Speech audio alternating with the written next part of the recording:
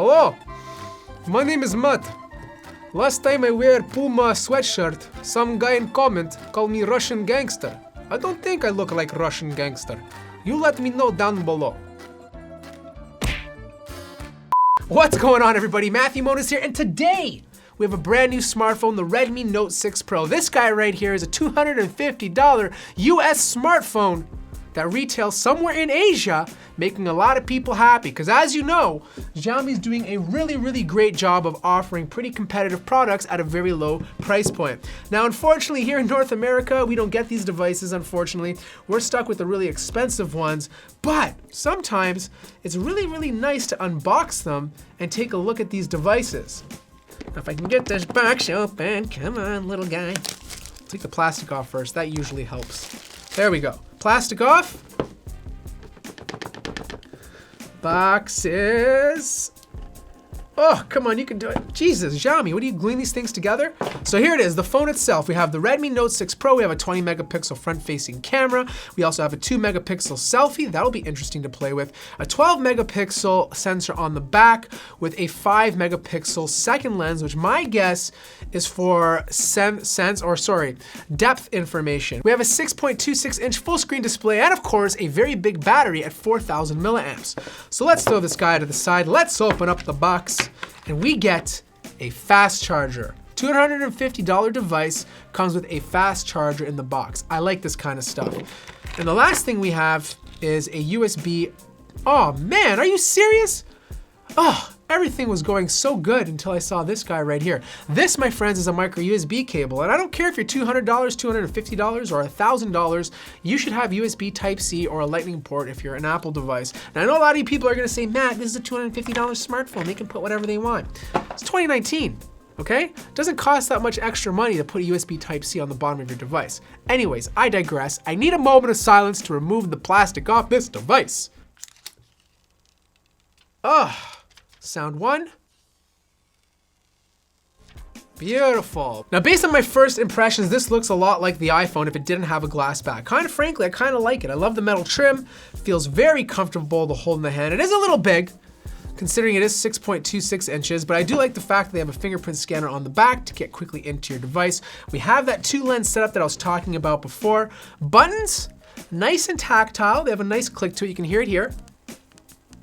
That sound is always pleasing to the ears. You have a headphone jack, another great feature that you want on a mid-range smartphone. A lot of phones are getting rid of these things, but this one keeps living. We have an infrared scanner on the top, so if you're ever at school and your teacher's pissing you off and you're watching a movie, you can just shut it off and pretend you didn't do it. And on the bottom, we have that micro USB port with 2 speaker grills. Now my feeling is only one of these speaker grills actually work, but we'll test it once I boot up this device. So I finally got the device set up, and as I was getting it set up, I was looking at the edges of the hardware, and you can really see what $250 gets you compared to flagship devices. On a flagship device, the edge of the display would blend in nicely into the body of the phone, whereas on a $250 phone, it kind of looks like they're kind of sandwiched on. For example, I also have the Honor 8X right beside it. Same similar idea, but less intrusive on the Honor 8X. Besides that, you do have a pretty big notch, and that's to house the 2 cameras up top, but there seems to be a lot of space on the left-hand side.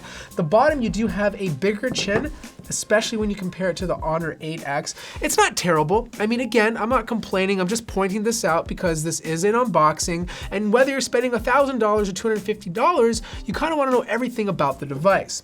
Now, the display, it is LCD, it is 1080p. In fact, I was staring at both of these devices. The Honor 8X gets slightly a little bit brighter, but in terms of color quality or saturation, they're pretty much on par. I do like the way the Note Pro feels in the hand though. It just feels nice, secure, it doesn't feel slippery, it's not gonna fall at all.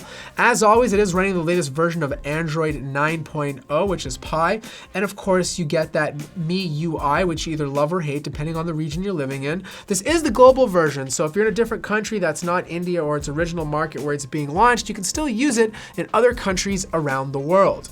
Now the next thing we need to find out is whether this thing has dual speakers or not, so it's time to do a speaker test, and for comparison's sake, I'm gonna show it up against the Honor 8X. But I don't got to, I make my flows viral. Son, I be mixing on the smoothest movies. Shit, I only watch Pixar movies on Lucy, and I stay feeling bougie, trying to kick something groovy.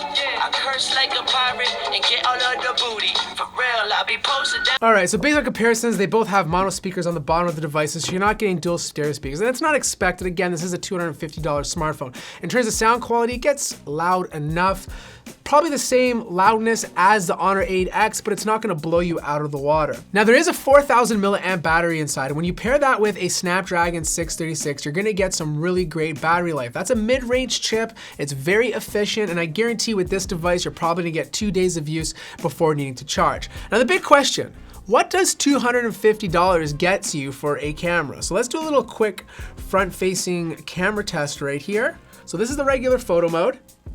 This is portrait, and this is the regular rear camera taking a picture of this little dude over here. Now in terms of video, it doesn't shoot 4K, it can only do up to 1080p at 30 frames per second. And quite frankly, with a sensor like this and the quality of the camera, I don't think you want to shoot 4K anyways, because it's probably not gonna do a great job. The 4,000 milliamp battery should be able to get you through the entire day. If you can't, you can charge it up pretty quickly using quick charge. It doesn't support wireless charging, and that's pretty obvious due to the metal back. Now let's say you don't like the storage that you get inside of here. I mean, there's only 4 gigabytes of RAM and I think 64 gigabytes of storage.